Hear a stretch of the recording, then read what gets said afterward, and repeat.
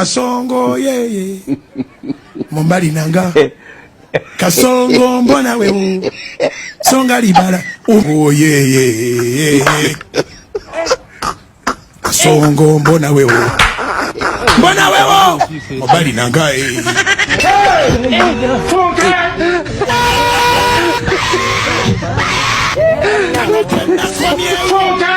Atalia mama yake kama naye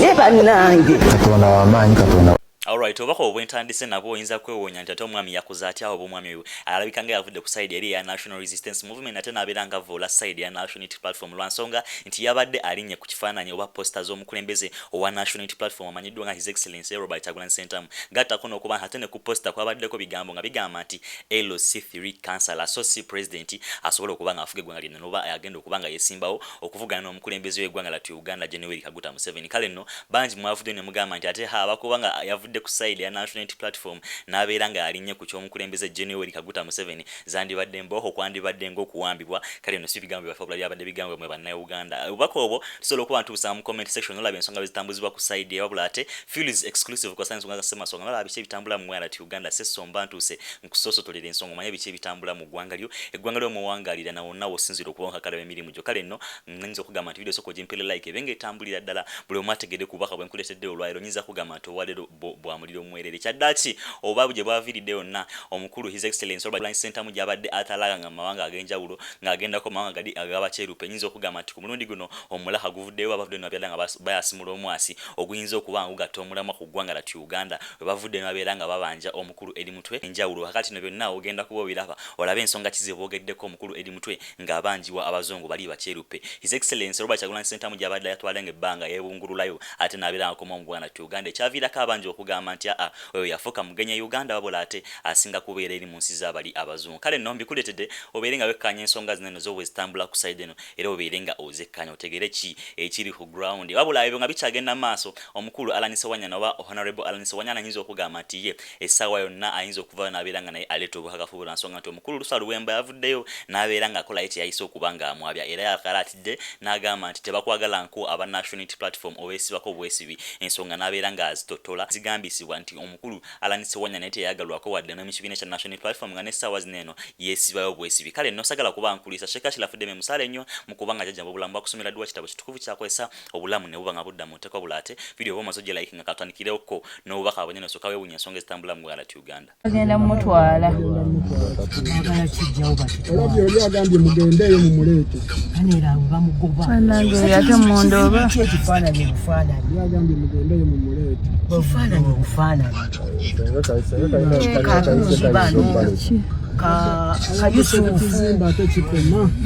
tinga woolabyeko ate munnange nga omuntu wa bulijjo agezaho kubanga asaasanya posta za National Unity Platform oba eza His Excellency Robert Kyagulanyi Ssentamu wabula ate nga poliisi n'amagye bagezaho kubanga bamulemesa mu mbeera bwetyo nga bagala kuba nga bamukwata mu lujjudde omusango gw'omulangibwa kubanga atambuza posta ezo. Kale bikyagenda maaso negalansooka enkuwe ku bavudde eri mu bannaffe abazungu abakolagana tunagamba nti ate abakolagana ne His Excellency Robert Kyagulanyi Ssentamu oba abatunuuliza eriisa ejogi ku nsonga ezitambuzibwa mu ggwanga lyattu Uganda ate nga zitambuzibwa abakulu abali mu buyinza. Kale nno kansooka enkulayo ku nsonga zino nsooka ebitambula ku side eyo. And shifting focus to Uganda, where reports of a severe opposition crackdown are escalating. On Monday, a missing Ugandan opposition activist was brought to court. Now, he is Eddie Mutwe, the chief bodyguard of the main opposition leader Bobi Wine. He reportedly appeared in a limping condition. He was charged with robbery and remanded to prison. Mutwe had disappeared on the 27th of April after being abducted near the capital, Kampala. This by armed men, according to Bobi Wine's party, the National Unity Platform. The person who claimed responsibility for his disappearance is Uganda's army chief, General Muhoozi Kainerugaba, who is also the son of Uganda's longtime President Yoweri Museveni. In a series of tweets, Kainerugaba said that he had captured Mutwe like a grasshopper, was holding him in his basement and threatened him with violence.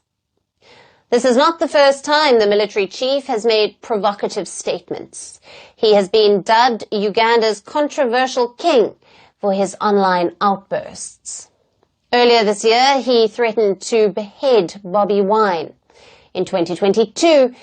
his post threatening an invasion of Kenya forced President Museveni to issue a public apology. Despite his controversies, Kainerugaba is widely believed to be the likely successor to his 80-year-old father, who has ruled Uganda since 1986. But his rise has coincided with a growing crackdown on opposition ahead of the general election scheduled for next January. Bobi Wine and his legal team allege that Mutwe was tortured daily, including being electrocuted during detention. Uganda has come under international scrutiny for its treatment of opposition figures and human rights violations. Other cases include that of the veteran opposition leader, Kizza Besigye, who was abducted in Kenya last year and forcibly returned to face treason charges. Bobi Wine, a former musician, has emerged as President Museveni's most prominent challenger. Last week, he revealed that security forces raided and sealed off the party's headquarters as he was set to launch a protest vote campaign.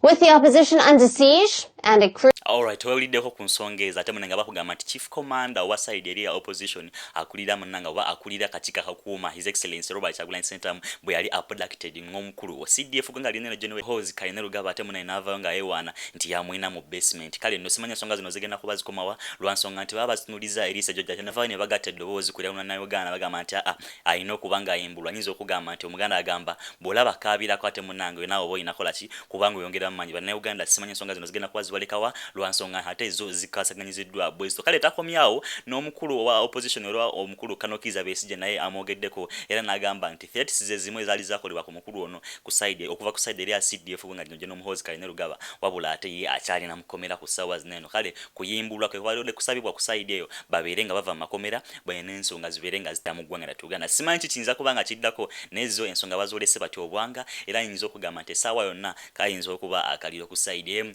mu gwanga tuli no Uganda kale no ebyo nga bisatambula we bito ye His Excellency Robert Kyagulanyi Ssentamu yavaayo n'abeera nga alabula bannaffe abanankole betwanga nabo mu gwanga lya Uganda yeneno n'abagamba nti mmwe bali mu kugezaako kubanga babakyayisa olw'okukola ebikolobera ebibi ate nga babikolera mu mannya gammwe oba ku side yammwe nga mmwe abanankole bavudde essaawa zino embalala wali essaawa zino nyinza okugamba nti bali amatereke nabo abagezaako kuba ate nga bakuuma eddembe nga bagamba nti ate tuyisobola kuba ate munaye nga tukyayibwa mu gwanga lya tuweritu nga mukola ebikolobero ebibi wabula ate nga mubikolera mu linnya lyaffe kansukenkulako kubiri embalala essaawa zineno kwesiba abanyankole bakagira ngo nubekise umuntu ori nyankole just because nibenda bamutotaringe just because kwenda kwereka ngu abandi they don't matter other tribes they don't matter in the country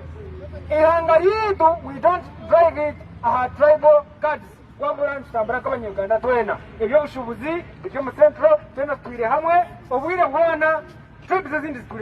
zituyamba so ekintu ekyo nkito nk'abanyankole tukondeminga we stand and condemn tubagambira ngu we say no to Museveni mwana ngwe Museveni akereka kahuireyo Museveni agende mwana ngwe Muhoozi akereka kahuireyo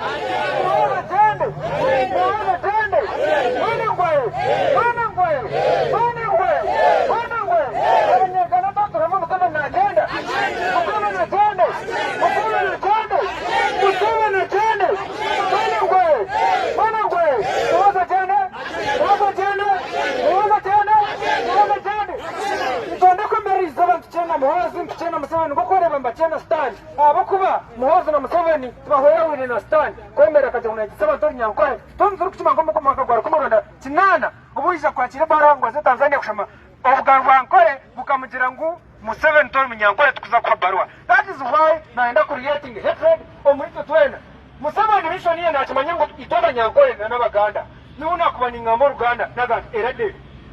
abanyankole ni mamachi na machi munabara musa majira ntoyirete abaganda mamungu yaturamutse nayenda kubureka ingaje kintu kugira ngo utakale kwatagana nubu yakugenda sigari nterwaza kugira ngo ki ngabanyankole kuba nyenda kugabera abanyarwanda ngo it is a very small group irikozebwa kugira ngo toyahure kandi mutima mwena ngo bagira bagatera ingo gagati gufa ko kusigara mu Ruganda agari yawo mugiga kora ki mwana ngwe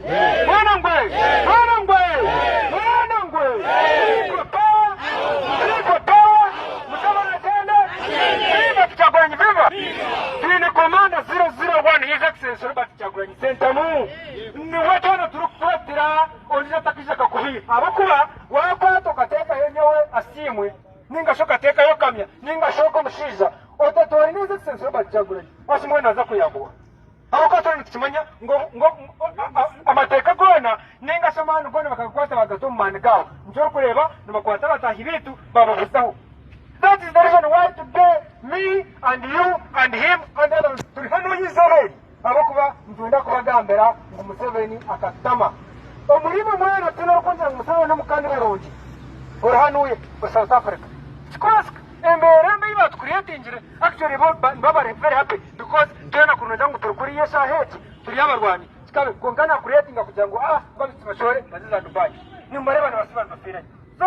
Abalungi abatuuliriza era abatulaba olunaku olwaleero tuchaddeko ewa Sheikh Ashraf Dembe. Sebo sanyusa okubalaba amannya agange Seeka Ashraf Dembe akola ku bizibu by'enjawulo. Omuntu singa aba alina ebirwadde musomereddwa tumuwa amazzi ga lukuya nga bw'obadde ogalaba tugenda abantu ku kyoto ne twokya emizimu emibi egibabaamu n'okulomba edduwa. Abantu singa abeera ng'ali wano atuuse sobola okumulombera edduwa ne waba atatuuse nga mpadde amannya ge naye ng'ali wala. Neetaze enamba yange yeno eri 0707763711. Namwe bannyinaffe abali ebweru oyagala okuba nti oyagala okulombera ku dduwa ng'olina ebizibu visa zibuze amaka gakolongotana sente zikola zimpita mu ngalo ojja kumpeereza ekifaananyi kyo n'amanyago ebyo byokka bijja kumala nja kukulombera edduwa ojja kutereera. Olunaku olusembayo mu mwezi mba n'edduwa eyawamu ffenna n'abalwadde bange abakadde n'abapya. Salaamu alaikum warahmatullahi wabarakatuh. Alright, ebinno bikyaliwo ebito bitambula bityo matereke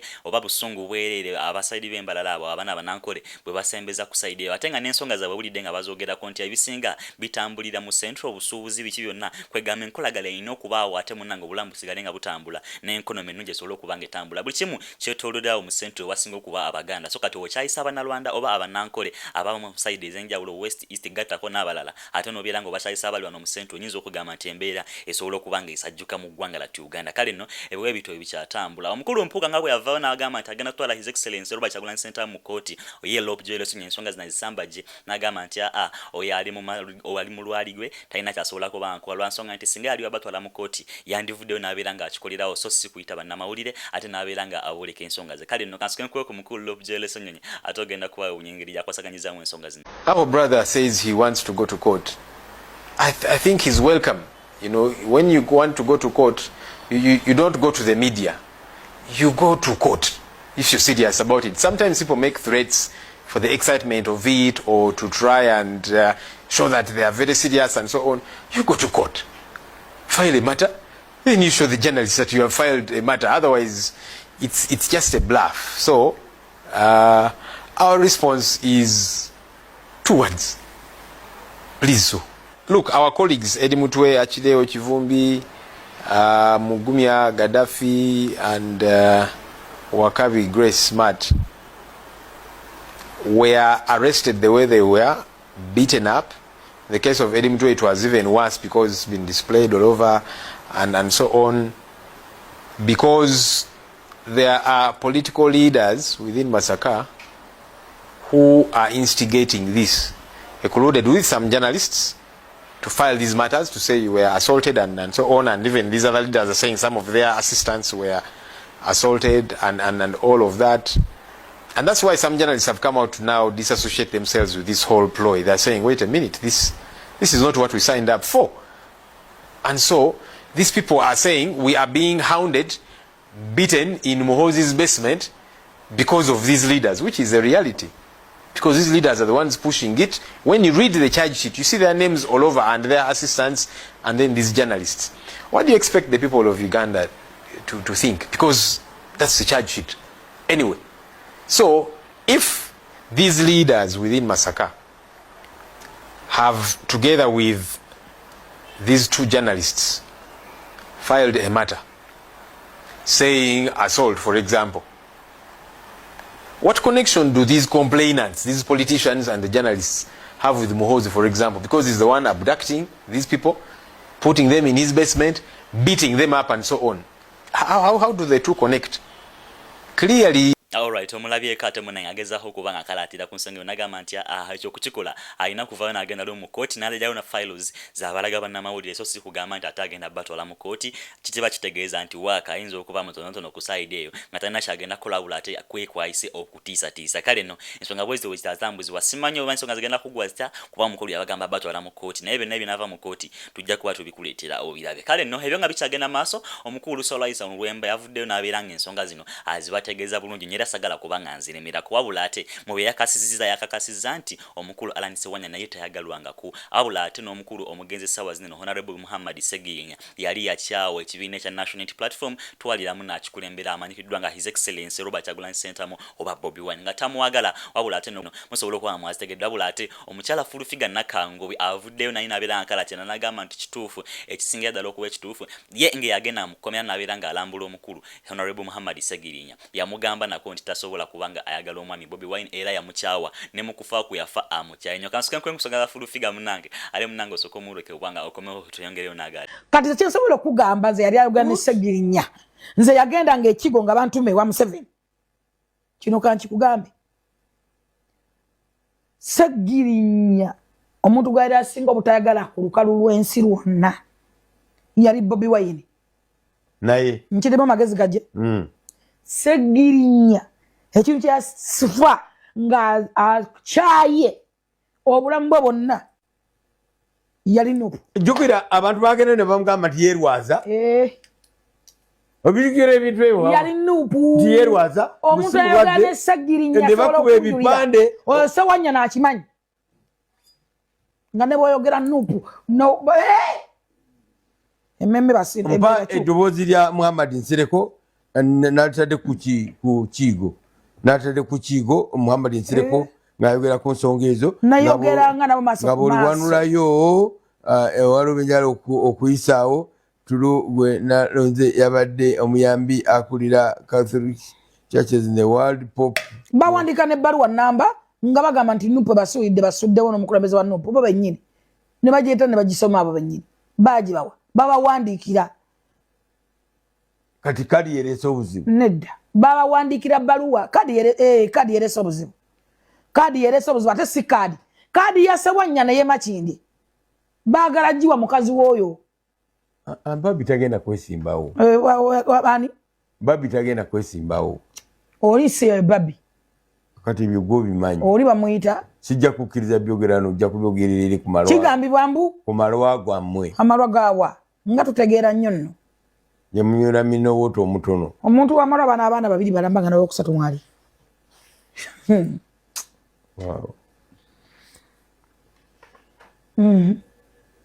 Mukama akusaasire nga bw'ozirabye ye yali mukwano gwo oba eyali munywanyi we ennyo nfanfe nga kutegeeza nti bambi ye we yasembayo okwogera naye nga mutegeezeza nti tasobola kwagala Bobi Wine oba yamukyawa obulamu bwe bwonna kale nno simanyi oba His Excellency Robert Kyagulanyi Ssentamu n'ebigambo biri mwawulira nti omugenzi Honorable Muhammad Seginya yavaayo n'agamba nti His Excellency Ssentamu ku kufa kwe alina okwogera essaawa 6 era ng'ensonga ezo zirina kukwasaganyizibwa ekibiina kya National Unity Platform simanyi obutabyo byo byavaawa nga bo abali ku lusegere lw'omugenzi bagamba nti yali tayagala nnyo ekibiina kya National Unity Platform kale n'ensonga bwezi bwezitambula simanyi bujulizi bwabwe gye babujjabula ate bakyazitambuliza ezo ddala nga bazitunula ne mu kamera nabeera nga bazooleka eggwanga oba ne babeera nga bazitegeeza bannayuganda ab'enjawulo balabe ku nsonga ng'ezo Feels exclusive kosanga ensonga zino semasonga n'olaba biki ebitambula mu ati Uganda abadde Sesu wekumire ku mukutu tukomawo n'amala mangi nnyo